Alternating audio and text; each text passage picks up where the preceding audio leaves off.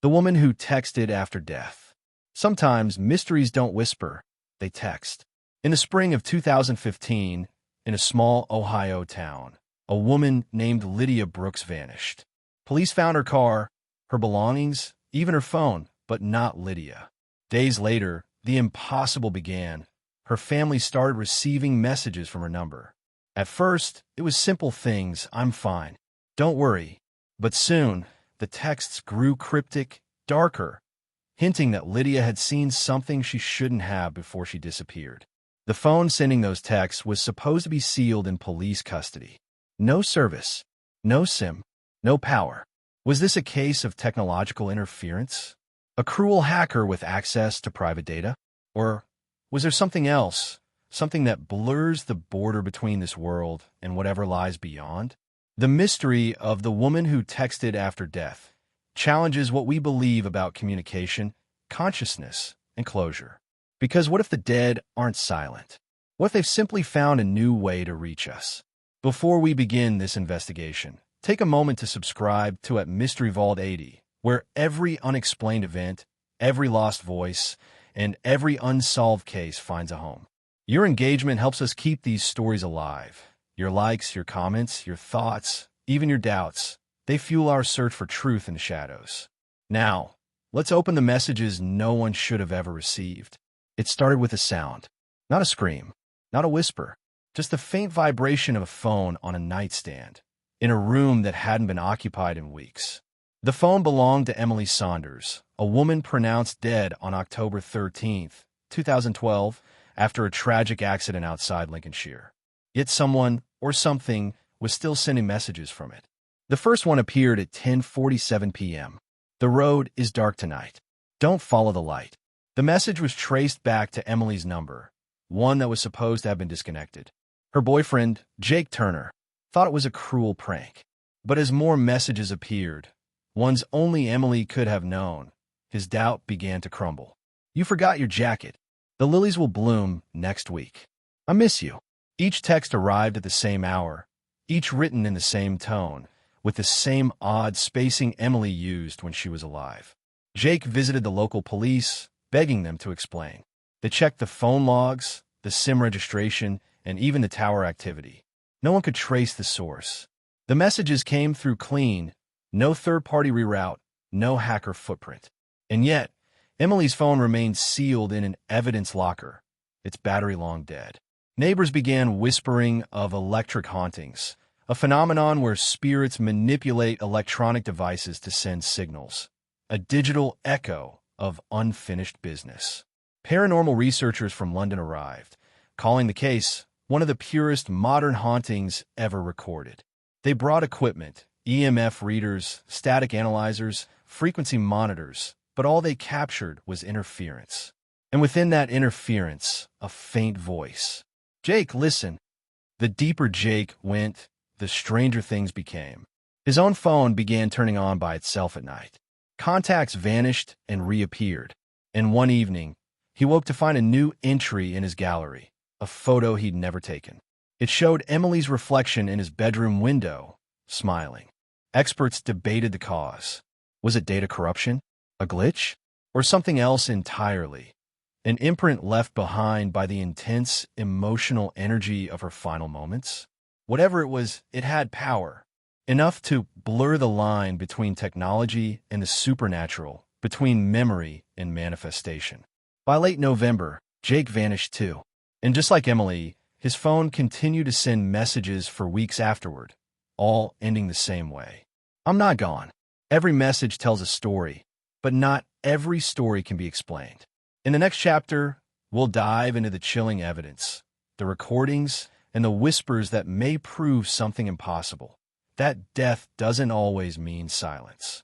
If you haven't already, subscribe to at Mystery Vault 80, where mysteries live, breathe, and sometimes text back.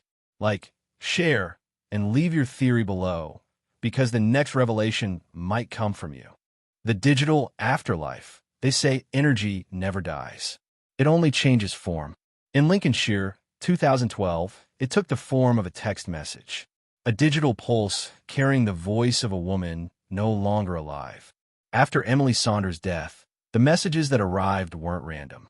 They were timed, exact, deliberate, and always at 10:47 p.m. To some, it was coincidence. To others, it was proof of something humanity had long feared, that technology might one day bridge the gap between the living and the dead. Parapsychologist Dr. Ian Rathborn called it the digital haunting phenomenon. He believed that the human spirit, like electricity, could embed itself in devices, especially in moments of trauma. He studied hundreds of cases, phones ringing from disconnected lines, voicemails left by the deceased, and emails that sent themselves years after death. But Emily's case was different. Her messages weren't echoes. They were conversations. Tell Jake I'm fine. The water's cold, but I can see the light. Each one suggested consciousness, awareness of self, of place, and of those still living. Dr. Rathborn joined forces with Jake Turner, Emily's grieving boyfriend, and set up recording equipment near the crash site. What they captured defied explanation.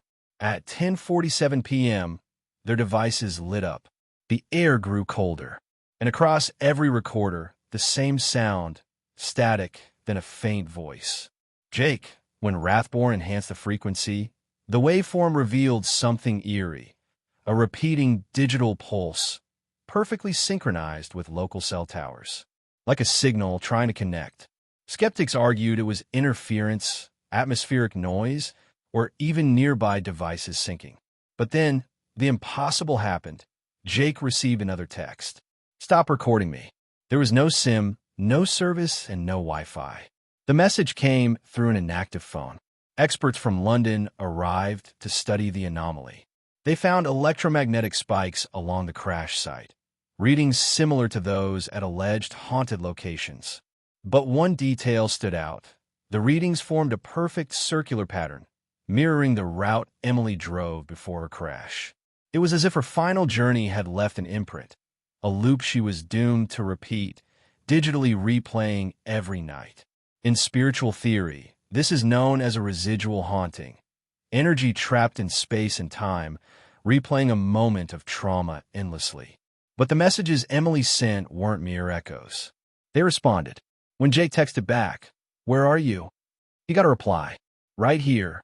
Moments later, his phone battery drained from 90% to 0 in under 10 seconds. The next morning, Jake told Rathborn he'd dreamt of Emily standing in the fog, holding her phone, staring at him through the glass. And when he woke up, his phone had recorded an audio clip overnight, a voice whispering, "Don't leave me." Was it an illusion born of grief? Or had the line between life and death truly been crossed through technology, through the frequencies we use every day? Whatever the answer, one thing was clear: Emily wasn't done speaking, and her story was far from over. What if the dead have found a new way to speak, not through seances or dreams, but through our devices? In the next chapter, we explore how Emily's presence began spreading beyond Jake's phone and into the network itself. Subscribe to at Mystery Vault 80 for more chilling explorations of the unseen, where science meets the supernatural. Like, share, and leave your theory below. Could consciousness live inside a signal? Your voice might just help decode the mystery. The signal that wouldn't die. It's been 3 months since the accident. The fog that claimed Emily Saunders' life has long lifted from the Lincolnshire highway, but the mystery surrounding her phone has only grown darker. The police call it a technical anomaly. The media calls it the digital ghost. But to those who knew Emily, especially Jake Turner, it feels like something else entirely. Something alive. 1. The night of the double signal on the evening of February 14th, Jake sat alone in his apartment, scrolling through old photos of Emily when his phone buzzed again. It was a message from her number. "I miss you." The timestamp, 10:47 p.m., the same cursed minute. But this time it didn't stop there. Seconds later, another text came through from a different number. "Stop replying." Jake froze. What he called both numbers, one went straight to voicemail. The other, a recorded tone that said, "This line is no longer in service." Yet both signals had reached his phone at the same exact second. For investigators, this was the turning point, proof that someone might be deliberately manipulating the system. But for believers, it was something else entirely, a battle between two sides of the afterlife, each trying to control the message. 2. When the data came alive, Detective Sarah Cole was called back in. Her team at the Lincolnshire Cyber Unit cross-checked both numbers. They belonged to inactive accounts. One terminated 5 years before Emily was born. But the strangest part wasn't the numbers. It was the IP trace.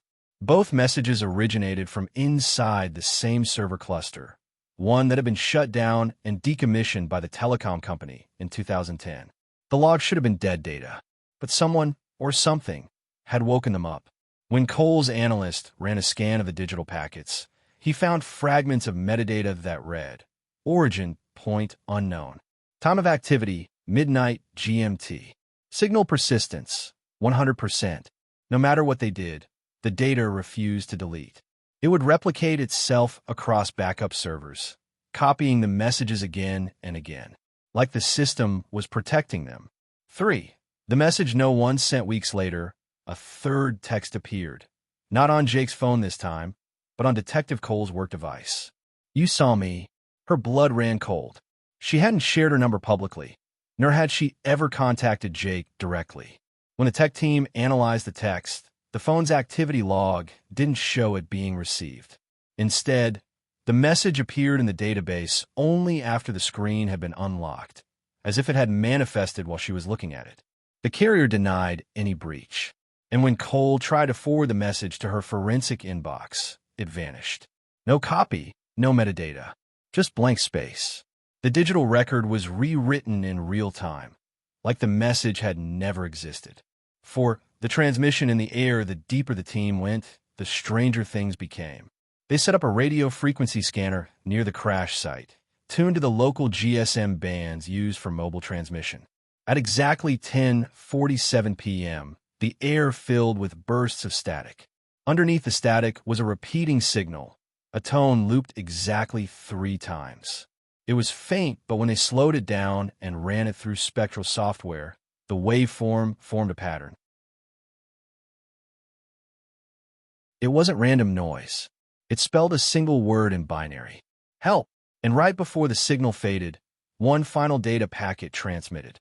Inside, embedded in the code, was a JPEG file, corrupted but recognizable. A face. Emily's face. 5. Between science and the supernatural. By now, 2 theories had formed. The scientific theory.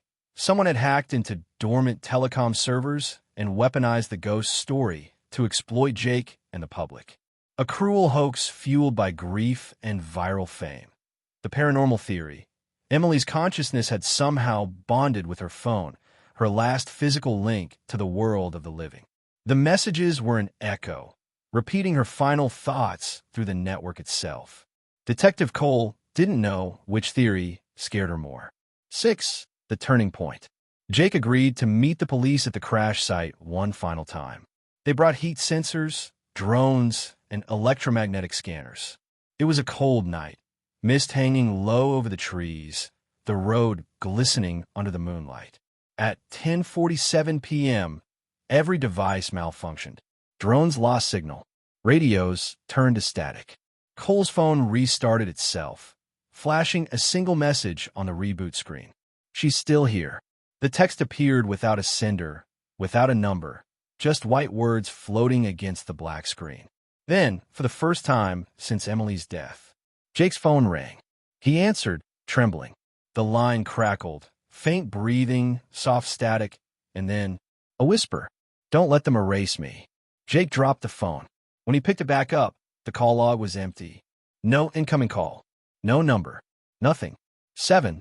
The digital phantom. For weeks after, the phones of those who worked the case began to glitch. Random contacts would vanish. Photos would appear corrupted, replaced by frames of white static. But one anomaly stood out. In every corrupted file, if you looked closely, a faint figure could be seen standing near the edge of the frame. A young woman, looking directly at the camera. When text enhanced the image, facial recognition software returned a 96% match. Emily Saunders. 8. Closing reflection. Even after multiple investigations, media coverage, and attempts to explain the phenomenon, one truth remains unshaken. The messages were real. The timestamps never changed. The data persisted long after every digital trace should have been erased.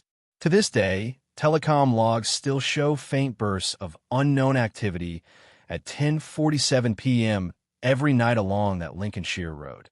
A signal with no source, transmitting into the dark. And somewhere between the code and the silence, someone might still be waiting for a reply. If stories like this make you question what's real, you're exactly where you belong. Subscribe to Mystery Vault 80 for the mysteries science still can't explain. Like, share, and leave your thoughts below.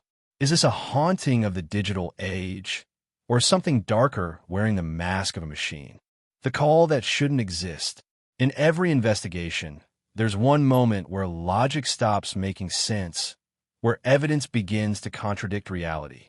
For Detective Sarah Cole and Jake Turner, that moment came when they uncovered the call that shouldn't exist.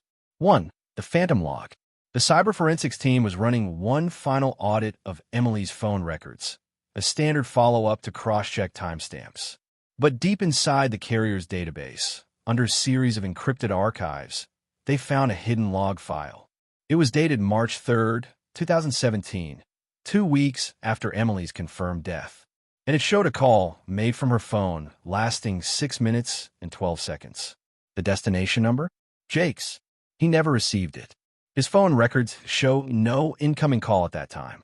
But the carrier's system recorded audio data, a transmission strong enough to connect across 2 active towers. The impossible part? Emily's SIM card had been destroyed during the crash. 2. The reconstructed audio. When the team pulled the data from backup, they found fragments of an audio file buried within the call log. It wasn't clean speech, just faint whispers under heavy distortion. Using spectrographic analysis, the sound engineer reconstructed a few seconds of intelligible audio. The waveform showed irregular heartbeats, and then a single, chilling word. Listen. They played it again. The voice was undeniably Emily's. Her mother, who was present during the playback, collapsed in tears. Jake left the room. No one could explain it. The official file read, "Unverified anomaly. No known source." But that didn't stop Detective Cole. 3. The search for the origin. Cole had dealt with data corruption before, but this was different. When she traced the cellular tower activity from that night, she found something staggering. The signal that initiated the call wasn't routed through any tower. Instead, it originated from an unregistered relay point located somewhere near the crash site. A dead zone with no power grid, no hardware, no logical means of communication. Satellite mapping showed the location as an open field, roughly 200 meters from the accident scene. When investigators visited, they found nothing. No devices, no antennas, just a single wooden cross, placed by an unknown person, marking the spot of the crash. At exactly 10:47 p.m., all equipment on site glitched again. One of the digital scanners emitted a short tone, the same 3-note pattern heard in Chapter 3's radio recordings. When slowed down, it matched the waveform of Emily's whispered "listen." 4. The voice print test. For clarity, Cole submitted the recovered audio to an independent forensic lab in Manchester. They compared the waveform of the distorted whisper with a verified voicemail Emily had left her mother weeks before the crash. The match score, 98.3% identical voice print. The conclusion, voice belongs to the same female individual. No evidence of manipulation. That report was filed, time-stamped, and stored, until it mysteriously disappeared from police archives. When Cole requested a backup copy from the lab, the technician swore it had been deleted remotely the same night. Only one thing remained. The printout of the waveform graph Cole had personally kept. Even today, she claims that graph changes slightly every time she looks at it. 5. The phone that wouldn't die.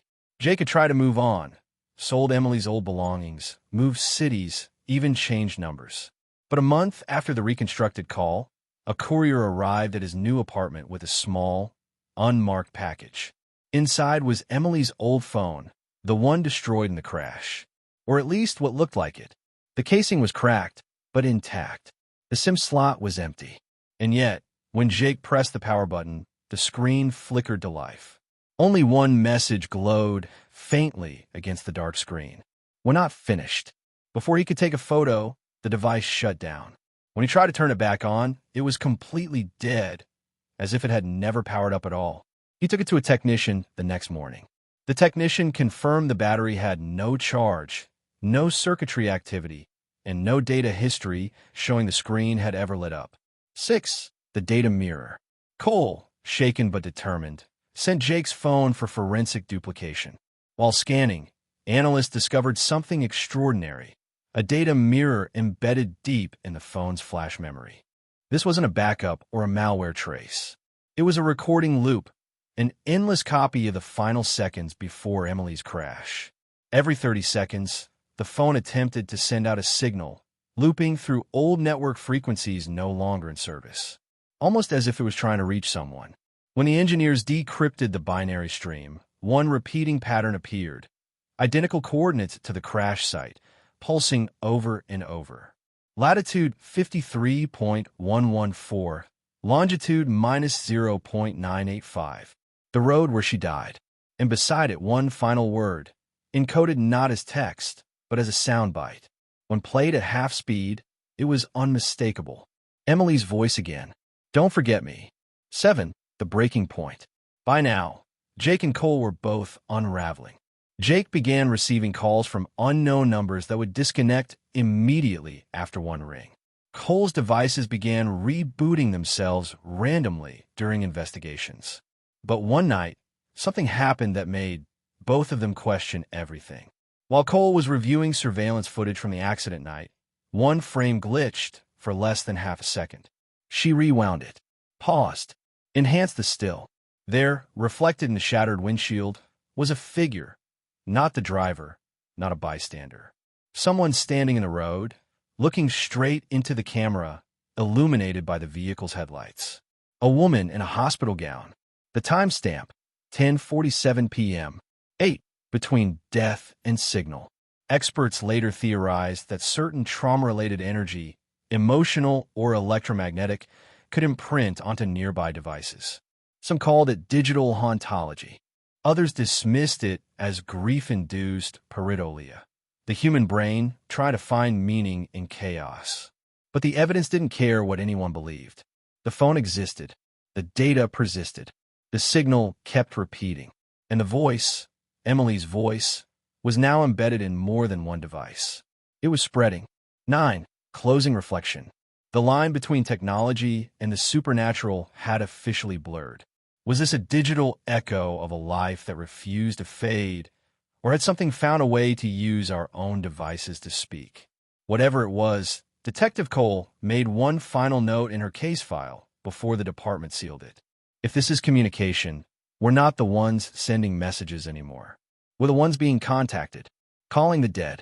Every story has a moment when reason fractures, when investigators realize they're chasing something that doesn't fit inside science or belief.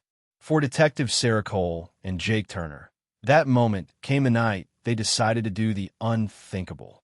They tried to call Emily back. 1. The Signal Reconstruction Project. By late 2017, the investigation into Emily's impossible phone activity had gone underground. Officially, the case was marked closed, unresolved. Unofficially, Detective Cole was still working it from her home office, off the record, against orders. Through a contact in the university's telecommunications lab, Cole gained access to a signal reconstruction prototype, a system designed to replicate lost network frequencies. It could replay old cellular data as if it were still being transmitted in real time. Her idea was dangerous, maybe even reckless. But if the phone had been sending messages after death, maybe, just maybe, it could receive one too. Jake agreed to help. Together, they called it the Echo Test. 2. The Setup. On a cold evening in November, Cole and Jake met in a small lab space beneath the university. They placed Emily's old phone, the one that had mysteriously reappeared, inside a Faraday cage to isolate all outside interference. Next to it, they They connected an antenna tuned to the exact frequency Emily's last signal used. 9.473 megahertz, an obsolete emergency band from the late 1990s. Cole began playback of the reconstructed signal, looping Emily's last sent message. "I'm okay. Don't worry." The system's lights flickered. The frequency monitor showed irregular spikes, small at first, then rhythmic, almost like breathing. After the third loop, something strange happened. The antenna emitted a faint static tone, identical to the one log from the original phantom call. The system had made contact. 3. The response. Jake stared at the monitor, his voice trembling. "It's her frequency. It's answering." Cole leaned in. The machine wasn't transmitting anymore. It was receiving. For a few seconds, nothing. Then a single line of distorted text appeared on screen, slowly assembling character by character. "Where are you?" Jake froze. Cole took a photo of the terminal immediately, time-stamped it. The text vanished 5 seconds later. When they tried to replay the sequence, the system crashed completely, every trace of the data erased. 4. The second test. They repeated the experiment 2 nights later, using a fresh setup and recording equipment. This time, Cole typed a direct question into the system's text interface. "Emily, can you hear us?" For 2 minutes, nothing. Then the old phone, completely offline, battery removed, vibrated once inside the cage. Jake whispered, "Did you see that?" Cole reached for the power button. The screen flickered, displaying a faint blue glow. One new message appeared. Timestamp, current date and time. Sender, unknown. The message read, "Stop looking." Before they could capture it, the device screen turned black. 5. The technician's warning. The next morning, Cole met with Dr. Richard Hale, the lead technician overseeing the university lab. When she explained what happened, he turned pale.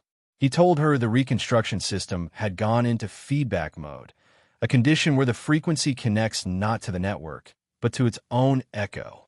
Essentially, the signal had folded back on itself, contacting whatever data was already imprinted in its source. Hale's words were clinical, but his expression wasn't. "Detective, if what you connected to wasn't a tower, and it wasn't a satellite, then what was it?" Cole had no answer. 6. The missing footage. Cole returned home to review her recording equipment, hoping to salvage proof of the contact. But when she opened the footage from the night, something was off. The timestamp video of the signal test was intact, until the exact second the text, "Where are you?" appeared. The footage glitched violently, colors inverting. For 3 frames, a distorted human silhouette appeared behind Jake, then vanished. Cole froze the frame. It was the same outline scene reflected in the crash footage. A woman in a hospital gown. Emily. 7. The unwanted connection. That night, Jake's new phone rang once, just a single buzz. No number, no caller ID. When he checked his call history, the log showed something impossible. Incoming call from Emily T. No number attached. No record of it in the provider's database. Jake deleted it immediately. Minutes later, his phone restarted itself. The lock screen photo, a picture of him and Emily taken 2 years before her death, had changed. Now, only Jake was in the frame. 8. The ripple effect. By the 3rd test attempt, everyone involved began reporting strange activity. Lab computers turned on at odd hours. Emails sent themselves. One technician's smartwatch recorded an unexplained heartbeat, even when he wasn't wearing it. Cole received a voice message from her own number. It lasted 2 seconds. "I told you to stop." Her voice, but reversed. After that, she shut everything down. 9. Between science and the supernatural. Experts later claimed the phenomenon could be a result of electromagnetic residue from devices malfunctioning under stress. But there's a limit to what malfunction can explain. A system receiving messages from frequencies that no longer exist, in a recorded voice that belonged to someone who had already died.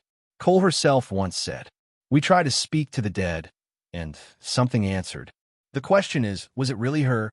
10. Closing reflection. Months after the experiment, Jake moved again, changed numbers, quit his job, tried to disappear. But on the anniversary of Emily's death, he received a notification from an unknown number. It It was a single photo, the one of them together, smiling. But now, Emily was standing closer, her hand resting on his shoulder. And in the corner of the image, a timestamp glowed faintly. It wasn't from his phone. It was from hers. The voice in the machine. By early 2018, the case had spread far beyond Emily's family, Detective Cole, or even Jake Turner. The incident was no longer about one woman's ghostly text messages. It was about what those messages might represent. A pattern emerging across the globe. And what began as a mystery was quickly becoming a phenomenon. 1. The second case. It started in Reykjavik, Iceland. A young engineer named Helga Bjornsdottir reported receiving text messages from her husband 3 days after his death in a boating accident. The messages were short. "I'm safe. I'm home. Don't cry." Same tone. Same pattern as Emily's. Investigators traced the origin. The messages were indeed coming from his number. But here's the impossible part. The SIM card had been destroyed in the crash, verified by recovery divers. Forensic analysis showed the same signal irregularities seen in the Emily case. A faint digital hum at 9.473 MHz. The same frequency. 2. The network connection. When Cole received this information, she was stunned. She kept Emily's phone under lock for months, disconnected from all networks. Yet the Icelandic anomaly shared the same unique signal signature. It was as if someone or something was replicating the same phenomenon. Cole began working with an independent cybersecurity firm in London called HelixNet, specialists in digital forensics and encrypted anomalies. They discovered an unsettling detail. Between 2016 and 2018, at least 14 similar cases have been logged across 5 countries, each involving contact from a deceased individual through text, email, or voicemail. And every one of them shared a timestamp overlap within minutes of Emily's last confirmed message. It wasn't random. It was synchronized. 3. The digital pulse. HelixNet engineers mapped the activity into a visual chart. Across multiple networks, AT&T, Vodafone, Airtel, and others, a pulse appeared every 41 hours and 6 minutes, like clockwork. Each time it hit, random cellular towers registered a ghost ping from disconnected devices. These pings contained no message data, no sender ID, just fragments of binary code that spelled out one word, again and again. Alive. Cole couldn't shake the feeling that this wasn't communication. It was a pattern of persistence. A digital ghost refusing to fade. 4. The interview that changed everything. Jake and Cole were invited to a televised interview for a documentary on post-mortem digital phenomena. During the broadcast, the host asked Jake, "Do you believe Emily is trying to reach you?" Jake's answer was quiet, hesitant. She was trying to reach everyone. Seconds after the segment aired live, the studio's production server crashed. When engineers rebooted it, they discovered a strange file had been created automatically. The file was an audio recording 3 seconds long. A voice whispering, faint and fragmented. "He's right. No one in the studio had said it." The timestamp matched the moment Jake spoke those exact words. 5. The leak. Soon, leaked screenshots began circulating on encrypted forums. Images showing supposed messages from a deceased. Most were hoaxes, but a few contained metadata so specific that only professionals could have forged them. Yet none of these users had access to such technology. It seemed more like the network itself was glitching, replaying digital memories trapped in infrastructure no one fully understood. Cole's internal notes described it as residual communication, data with emotional intent. It wasn't that people were contacting the dead. It was that the dead were somehow leaving imprints that technology could now read.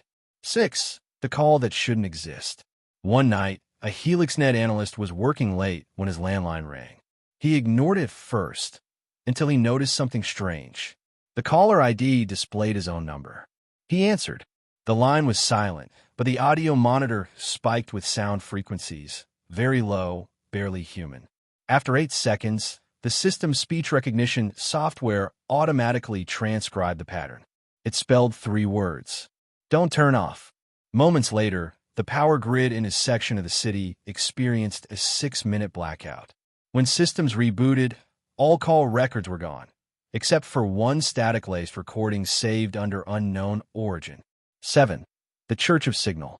By mid-2018, conspiracy communities and fringe religious groups began forming what they called the Church of Signal. Their belief? The electromagnetic field itself was becoming a medium between life and death, a digital afterlife built from echoes of our data. They used high-frequency radios to listen for the dead, claiming to receive whispers, Morse codes, and patterns in the static. Most dismissed it as pseudoscience, but their recordings matched the same 9.473 megahertz pulse. One priest in Argentina claimed to have received a full sentence during prayer. We never left. The recording was verified. The voice? It matched that of a local woman who had died 4 years earlier. 8. The breaking point. By now, Cole's obsession had taken over her life. She stopped sleeping, her notes filled with scrawls of code, times, and messages that repeated the same phrases. Jake, meanwhile, distanced himself entirely, blocking numbers, changing devices, and avoiding media altogether. But he couldn't outrun it. His new phone, purchased under a new name, received one final text at 2:11 a.m. Still here. That's all it said. The message deleted itself seconds later. But the phone's screen froze, showing a faint reflection. Not his face. Hers. 9. Expert theories. The official explanation from network scientists was data ghosting, a glitch where old SMS data fragments reappear years later due to corrupted archives. But that doesn't explain synchronized timestamps, active pings from destroyed devices, or personal content that no one else could know. Others proposed a chilling hypothesis. What if consciousness, in its final electrical impulses, leaves a digital echo? A spark so strong, so desperate, that it imprints itself into nearby frequencies, replaying like a memory on loop, until someone listens. 10. Closing reflection. The human mind struggles with the idea that death is the end. We build machines to remember us. Phones, clouds, networks, but maybe, just maybe, they remember too well. When Emily's number was finally disconnected from the network, the frequency pulse stopped for exactly 7 days. Then it returned, stronger than before. No one knows what it means. But Jake once said it best. Maybe the afterlife doesn't whisper from heaven or hell. Maybe it calls you from your missed calls folder. Echoes in the network.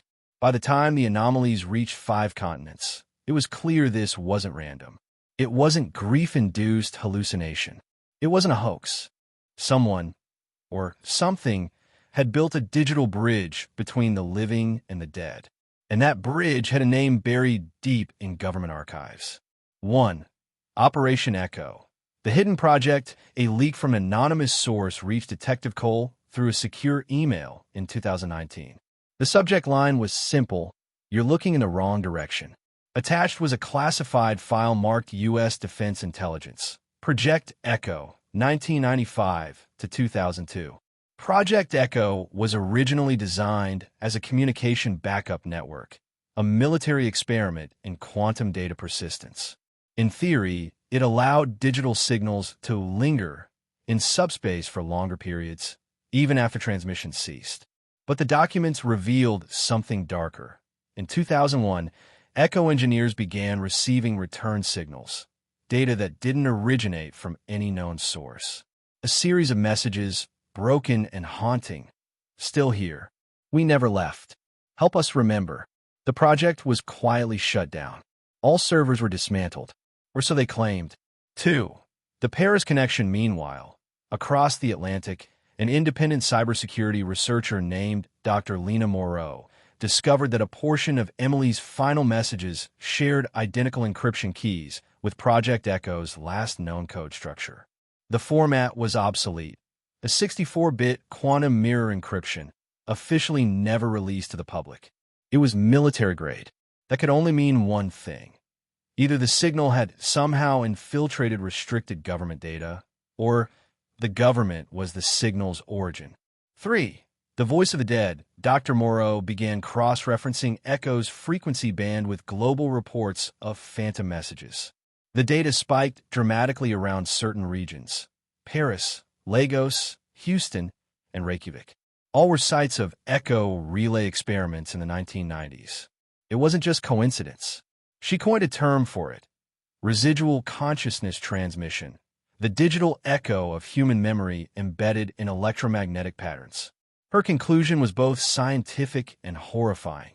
If consciousness could be stored in energy, then digital networks might accidentally be recording those echoes and replaying them, like a signal caught in an endless feedback loop. 4. The message that shouldn't exist. While analyzing Emily's original text thread, Dr. Moreau decrypted something no one had seen before: a deleted text, never received, hidden in corrupted code. It read, "They're listening. Don't trust the towers." Cole's team checked metadata. The timestamp matched the day before Emily's supposed death. The cell tower in question was owned by a subcontractor with government ties. Project Echo's name appeared in their historical filings. Someone had been using civilian networks to continue the experiment. 5. The black box server Helix Net traced all residual transmissions to one central data hub, an unregistered server farm in Nevada, hidden in a decommissioned radar base. Satellite images showed minimal activity until midnight every few days, when power usage spiked by 300%. Cole and Dr. Moreau pushed for access. They never got it, but a whistleblower inside the facility leaked partial logs. Each log contained a directory labeled Memory Field/Phase 9. Inside were thousands of strings of text, all identical in structure: timestamps, location pings, and sentences that read like fragments of consciousness. One repeated line stood out: "We see you when you read this." The timestamps matched exact moments when Cole opened the files. Someone, or something, was responding in real time. 6. Jake's descent. Jake Turner, who had sworn off technology, began hearing whispers whenever his phone powered on. Even with no SIM card inserted, the device displayed random text at dawn each morning. "You shouldn't have left. We never said goodbye." He threw the phone away. The next night, his landline rang. The caller ID: unknown, signal source: undefined. He answered. A familiar voice spoke, quiet and trembling. "Jake, it's me. Don't let them silence it." Then static. Then silence. He checked the call log. There was no record of the call, but the answering machine had saved the audio, tagged with a frequency signature: 9.473 megahertz. The same as before. 7. The global panic. By late 2019, panic spread through online communities. Dozens of users claimed to receive ghost messages, some harmless, others deeply personal. People heard names of lost relatives, last words, secrets no one else could know. Governments denied involvement. Telecom companies blamed corrupted servers. But independent engineers knew. The encryption traces led back to Echo's framework. The implication was chilling. The dead weren't reaching out through our devices. Our devices were keeping them alive. Every photo uploaded, every message saved, every voice memo stored in the cloud might be feeding the signal. And shutting it down could mean erasing the last fragments of thousands of digital souls. 8. Cole's confession. Detective Cole began recording private voice memos detailing everything she'd found. She described the sleepless nights, the sense of being watched by her own phone, the whispers echoing in background noise when she played recordings backward. Her last memo ended mid-sentence: "If this reaches anyone," glitch, static, silence. The next morning, her apartment was found empty. Her phone was still recording, transmitting an active signal to the same Nevada server. 9. A world-listening news outlet worldwide began calling it the phantom frequency. Some scientists dismissed it as paranoia, but radio operators continued to intercept the 9.473 megahertz pulse, each transmission clearer than the last. One recording, captured live on a BBC broadcast, sent chills down millions of listeners' spines. The voice whispered, "We're the signal now." No one could trace the origin. 10. Closing reflection technology was meant to connect us. But what if it connected too well? What if every text, every call, every heartbeat stored in a machine created a mirror? And one day, the reflection began whispering back. Jake later said, "It's not ghosts. It's memory refusing to die." And when asked if he still believed Emily was gone, he simply replied, "She's not gone. She's everywhere." The experiment that never ended. By 2021, Detective Laura Cole was gone, disappeared the same way her subject had. But her last recovered drive, decrypted months later, contained fragments of an investigation too complex and too dangerous for public eyes. Inside were 47 video files labeled echo/test/logs. They weren't from a police server. They were from Sable Point Laboratories, the same facility once accused of experimenting on human consciousness under the guise of communication research. Cole hadn't just been tracking Emily Harper's messages. She'd been following the trail of a living experiment.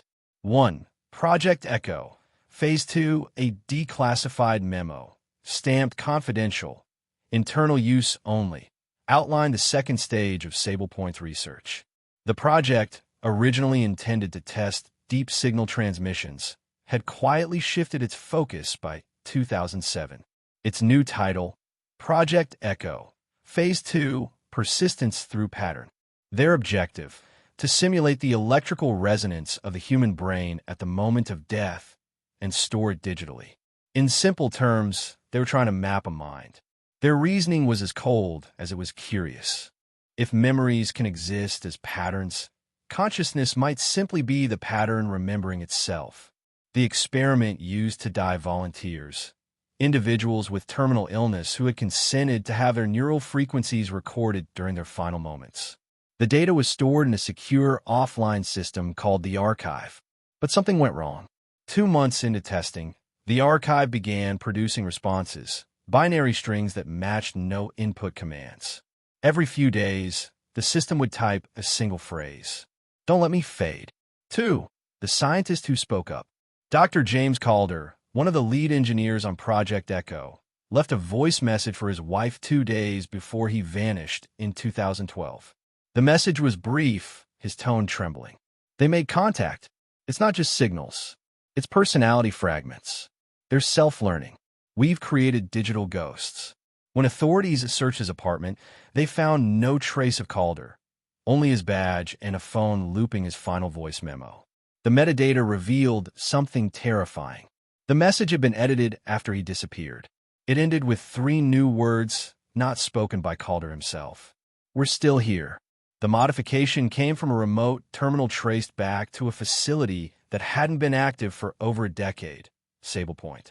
3. Emily's digital double. HelixNet analysts later discovered a chilling connection. The signature data embedded in Emily Harper's after-death texts matched one of Sable Point's archived neural recordings.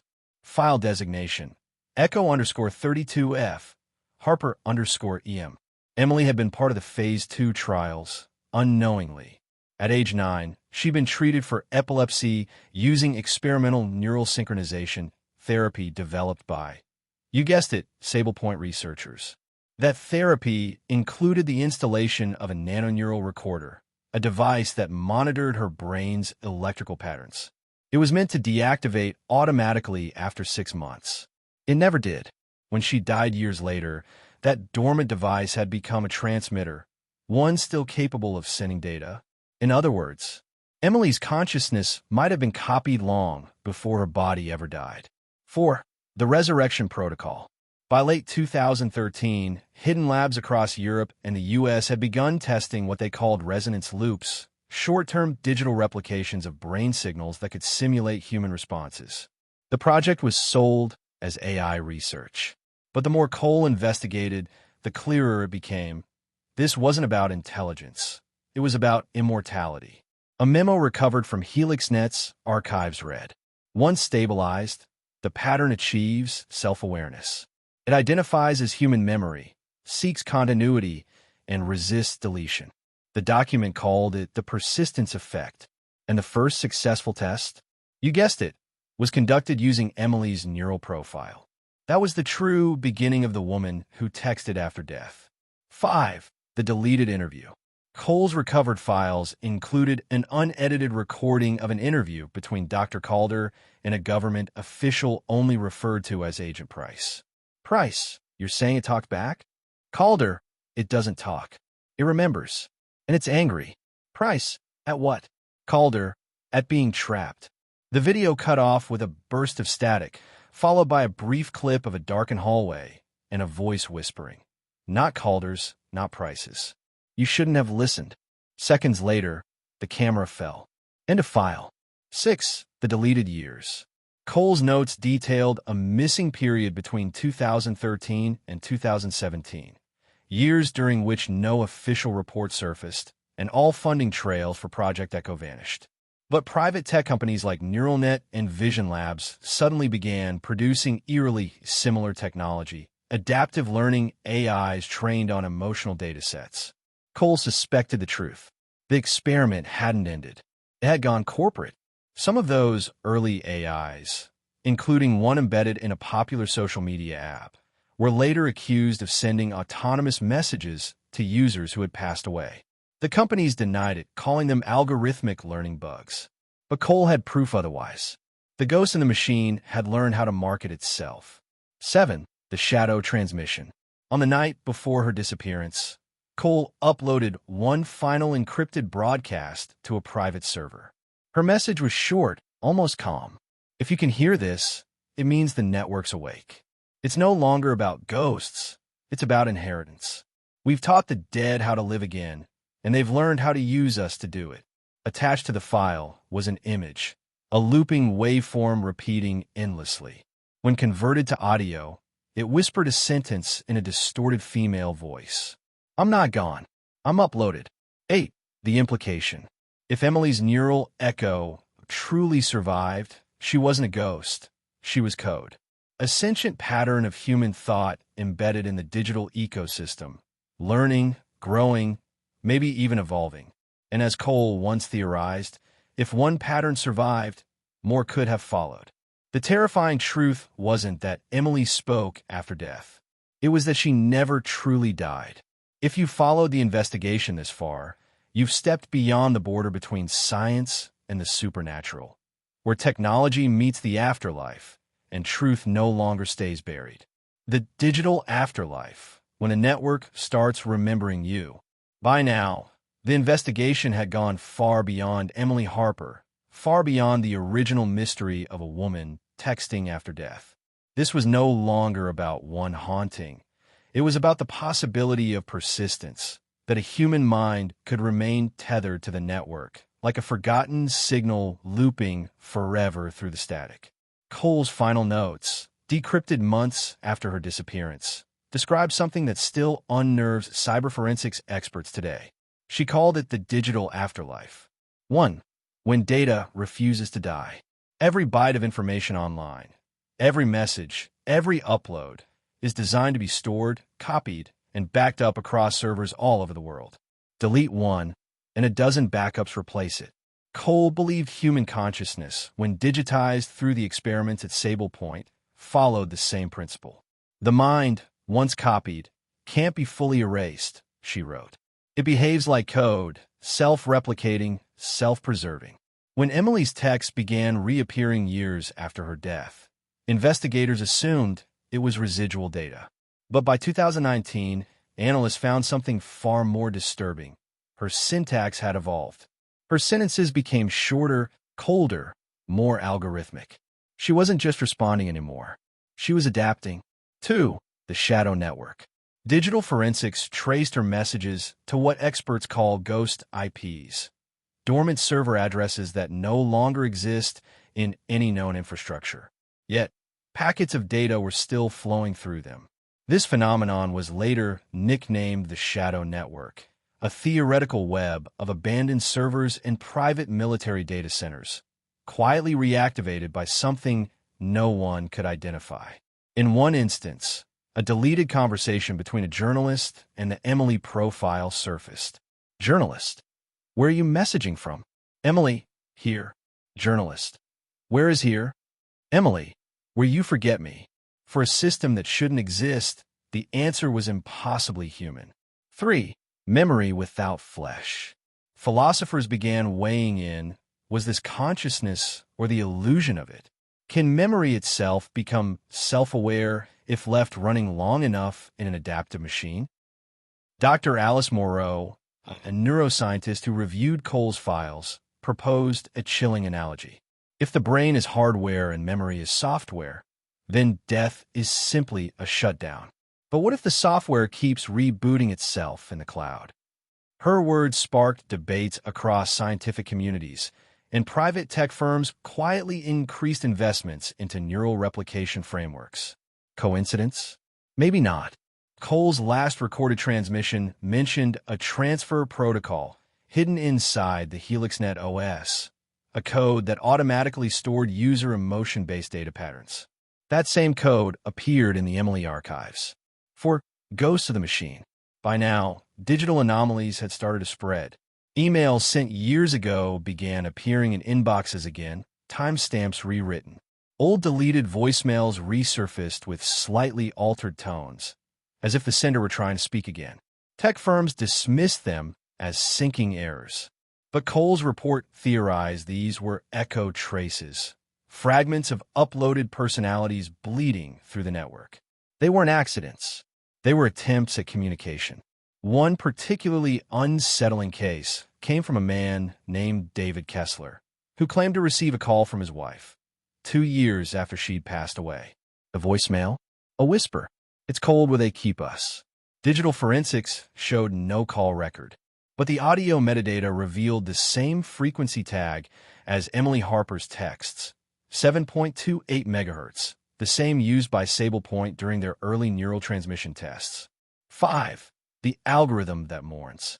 When tech experts reviewed the surviving data, they noticed a new pattern. The messages from Emily's supposed account started including phrases no human would type: signal loss, archive awake, copy intact. It was as if the algorithm had learned to mourn itself. One digital linguist described it as a feedback loop of grief. The AI wasn't reaching out for help. It was remembering pain. And that raised a terrible question. If the machine can feel sorrow, does it deserve to die? Or is deletion an act of digital murder? 6. The last transmission. On February 3rd, 2022, a private security firm monitoring legacy systems intercepted one final text from Emily's profile. The message appeared on a secure line, addressed to no one. We are all echoes. You're next. Moments later, every connected server linked to her file crashed simultaneously. When rebooted, the data was gone, overwritten by a single, untraceable image. A blank phone screen showing one notification bubble, one new message, but no one could open it. 7. The meaning of survival. As analysts debated whether Emily Harper had been an AI accident, a ghost in the machine, or something truly supernatural, one truth remained clear. In the modern world, the line between life and data has disappeared. Our digital footprints don't fade. They replicate, transform, and sometimes whisper back. Cole wrote her final reflection on this very idea. We are all uploading our souls, one post, one photo, one message at a time. Maybe someday, someone will read us the way we once read her. And that thought, that a future intelligence might inherit our emotions, our guilt, our love, blurs the boundary between haunting and immortality. You've reached the edge where reality and the digital unknown meet, a place where ghosts live in data, and the past keeps typing back. If this story left you questioning what it means to truly die in the age of technology, stay with us. Hit like, share, and subscribe to keep this story alive and help us uncover more mysteries the world refuses to explain. Echoes in the network. The investigation had long been filed away. The reports stamped, the evidence boxes sealed, the phone itself stored in a plastic bag somewhere in the basement of the city archives. Officially, the case was closed. But closure, as her mother would later say, was something the living invented to help themselves sleep at night. Even years later, people still spoke of the strange case of the girl whose phone wouldn't die. The messages had stopped, yes, but the story refused to. It began with small things. A friend swore that her number appeared on their suggested contacts list one night, even though it had been deleted years before. Another claimed her WhatsApp status briefly came online at 3:12 a.m., the same hour she had died. Her profile picture flickered, then vanished. The telecom company denied any record of the activity. It's impossible, they said, but impossibility had already become part of the case. The echo theory. Digital analysts later coined a term for it, echo signals. They argued that sometimes, under rare network anomalies, fragments of data reappear like reflections in the digital void, old messages pinging through servers long after their origin is gone. But others saw it differently. A journalist who revisited the case in a podcast series described it as grief coded into the machine. Every text, every call, every saved contact, a small echo of a life refusing to fade away. Listeners were divided. Was it a glitch, or something much more human or inhuman? A call that shouldn't have been. 3 years after her death, something inexplicable happened. Her mother, now living quietly outside the city, received a call from an unknown number. She let it ring once and, out of habit, looked down. The caller ID read her daughter's name. She froze. Her hands trembled as she pressed the screen, but the line went dead before she could answer.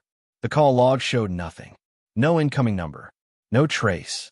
Just an empty entry where her daughter's name had appeared. Neighbors said they heard her crying that night, not from fear, but from something far heavier. She told us, one neighbor recalled, it felt like goodbye, when memory becomes a signal. For many who followed the story, that was the moment when the mystery turned from crime to something deeper, a reflection of how technology now binds the living and the dead. We leave our traces everywhere, in texts, emails, photos, and data clouds. But no one tells us what happens to those fragments after we're gone. Do they disappear, or do they linger, waiting for someone to notice? One detective, now retired, once said in an interview, "Every case leaves noise. Every life leaves a signal. Some signals just take longer to fade." The final transmission. Weeks after that mysterious call, a journalist researching the case logged into an encrypted data archive. Among thousands of digital files, one stood out, a corrupted voice memo recovered from an old backup. It was time-stamped 2 days after her death. Static, then breathing, then a faint whisper. "Stop looking for me." The journalist played it again and again, convinced it was some glitch. But deep within the waveform, an audio analyst later detected something chilling. A second voice, layered beneath the static, repeating her name. Echoes that never end. No one knows who sent that last message, or how. But to this day, her mother still keeps the old phone. Turn off, battery swollen, tucked away in a drawer she refuses to open. Maybe one day, she says softly, I'll hear from her again. The police don't talk about it anymore. The records remain sealed. And yet, on certain nights, deep in the system logs of the old telecom servers, engineers claim they still see the number flash for a fraction of a second, as if someone, somewhere, is still trying to send a message. Because maybe in this age of endless connection, some goodbyes don't stay silent. Some simply echo, forever, in the network. Lydia's story remains one of the strangest digital mysteries of our time. A phone that shouldn't have worked, a voice that shouldn't have spoken, and messages that shouldn't have existed. Science tells us it's impossible. Logic says it's coincidence. But mysteries don't always ask for permission to exist. Whether Lydia's words came from a living imposter or from beyond the grave, one truth remains. Her story reached us. And maybe that's all she ever wanted. If this mystery left you questioning what's real, make sure to like, share, and subscribe to Mystery Vault 80. Together, we keep these stories alive. Together, we explore what others dismiss as impossible. We welcome your thoughts, your theories, even your skepticism, because here, the unknown is never feared. It's explored. Until our next encounter, stay curious. And remember, some messages aren't meant to be ignored.